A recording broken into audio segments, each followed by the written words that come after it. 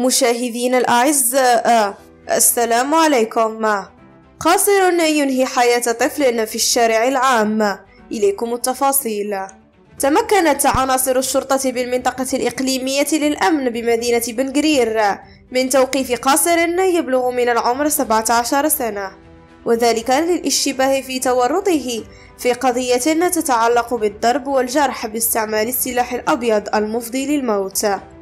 وتشير المعطيات الأولية للبحث إلى قيام المشتبه فيه بتعريض ضحية قاصر بدوره للاعتداء الجسدي باستعمال السلاح الأبيض تسبب في وفاته بالشارع بمدينة بن قرير، قبل أن تتمكن عناصر الشرطة القضائية من تحديد هوية المشتبه فيه وتوقيفه بعد وقت وجيز من ارتكاب هذه الأفعال الإجرامية. وقد تم الاحتفاظ بالمشتبه فيه تحت المراقبة الشرطية رهن إشارة البحث القضائية، وذلك للكشف عن جميع ظروف وملابسات هذه القضية.